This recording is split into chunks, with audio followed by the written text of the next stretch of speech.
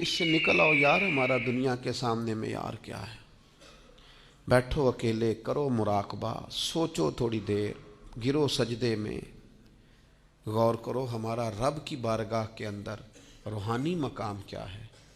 دعا میں لذت ہے، عبادت کا ذوق ہے، تلاوت قرآن کا شوق ہے، کوئی درود و سلام کا ذائقہ ہے۔ کبھی دل کرتا ہے کہ آج کچھ نہیں کرنا، صرف میں نے نفل ہی پڑھنے۔ کچھ صدقات و خیرات کا، سخاوت کا مزاج ہے۔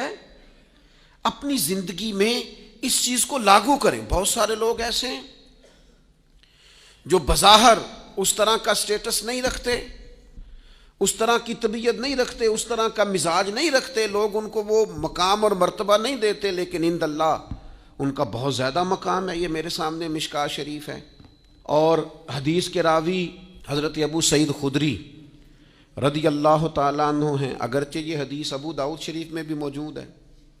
سیدنا ابو سعید خدری رضی اللہ تعالیٰ عنہ فرماتے ہیں، ہم مسجد نبوی شریف میں بیٹھے تھے اور ایک آدمی قرآن مجید پڑھا رہا تھا اور باقی بیٹھ کے سن رہے تھے، اور حالت ایسی تھی کہ بعض لوگوں کے پاس کپڑا بھی پورا وجود ڈھانپنے کو کوئی نہیں تھا،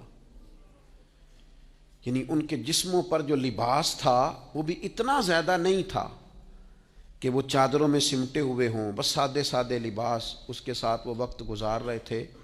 ایک آدمی قرآن پڑھا رہا ہے۔ میں قرآن پڑھانے والے لوگوں سے کہا کرتا ہوں، کوئی بڑی گاڑی سے اترے نا کبھی تو پریشان نہ ہو جایا کرو۔ تم کسی کو دیکھو نا کہ وہ جناب بڑا جدید ترین لباس پہن کے تمہارے پاس سے گزرا ہے تو پریشان نہ ہوا کرو، تم بڑے خوش قسمت ہو جن کے سینوں میں اللہ نے قرآن مجید رکھا ہوا ہے۔ ایسے مروب نہ ہوا کرو، روب میں نہ آیا کرو۔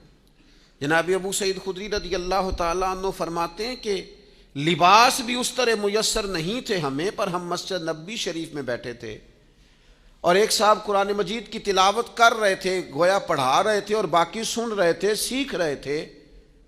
اچانک ہماری نظر اٹھی تو مدینے والے محبوب بھی تشریف فرما ہو، حضور کو سامنے پایا تو بس کیفیت ہی بدل گئی۔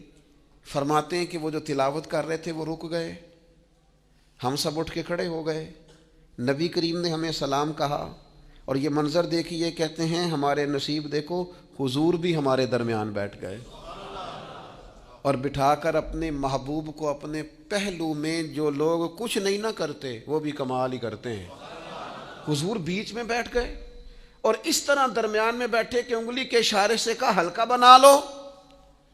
کہتے ہم نے ہلکا بنا لیا، اور پھر حضور نے آتے ہی پوچھا کیا کر رہے تھے، حالانکہ دیکھ بھی لیا ہے، کیا کر رہے تھے؟ تو ہم نے عرض کی یا رسول اللہ صلی اللہ تعالی علیہ وسلم، یہ ہمیں قرآن مجید پڑھا رہے تھے، سکھا رہے تھے، سنا رہے تھے، ہم سن رہے تھے۔ حضور نے یہاں لفظ جو ارشاد فرمائے، اگر سینے میں دل ہو تو روح وجد کرتی ہے۔ حضور فرمانے لگے، اللہ کا شکر ہے، رب نے میری امت میں ایسے لوگ پیدا کیے ہیں کہ مجھے حکم ہوتا ہے ان کے ساتھ جا کے بیٹھ جاؤ۔ میرے عزیز یاد رکھیے گا، نبی پاک علیہ السلام نے فرمایا، کریم فرمانے لگے اللہ کا شکر ہے کہ اس نے میری امت میں ایسے لوگ پیدا کیے کہ مجھے حکم ہوتا ہے کہ میں ان کے پاس جا کے بیٹھوں، ان پر شفقت کروں، کرم نوازی کروں، انہیں اعزاز دوں، ان کے ساتھ بیٹھ جاؤں۔